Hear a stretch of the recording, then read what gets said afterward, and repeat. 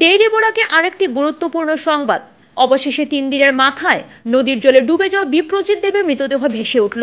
রবিবার সকালে শিয়ালটেক সংলগ্ন বরাক নদীতে বিপ্রজিৎ দেবের মরদেহ ভাসতে দেখে স্থানীয়রা। এই খবর চাউর হতে মানুষের ভিড় জমে নদী তীরবর্তী স্থানে। উল্লেখ্য, পিসির বাড়িতে এক বিয়ের অনুষ্ঠানে গিয়ে বরাক নদীর জলে ডুবে নিখোঁজ হয়ে গিয়েছিল বিপ্রজিৎ দেব ওরফে পাপাই নামের এক কিশোর। মর্মান্তিক এই ঘটনা সংঘটিত হয়েছে কাছাড় জেলার কাটিগড়ার শিয়ালটেক গ্রামে শুক্রবার দুপুরে। শিলচর রংপুরের বাসিন্দা পাপাই কাছাড় কলেজের উচ্চ মাধ্যমিক 2য় বর্ষের ছাত্র। অন্যান্য আত্মীয়দের সঙ্গে ওই কিশোর শিয়ালটেক গ্রামের পিসির বাড়িতে গিয়েছিল বৃহস্পতিবার। আর শুক্রবারই ঘটে যায় অঘটন।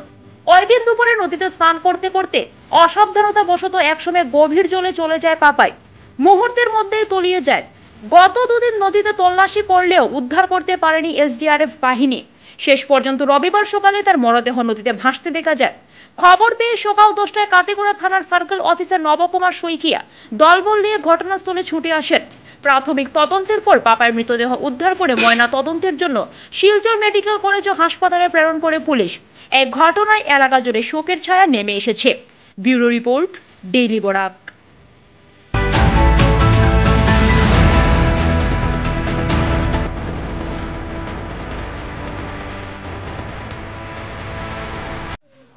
এটা বিয়াত আহিছিলে মানুহজন আহি কেনে গা ধুবলৈ গৈছিলে।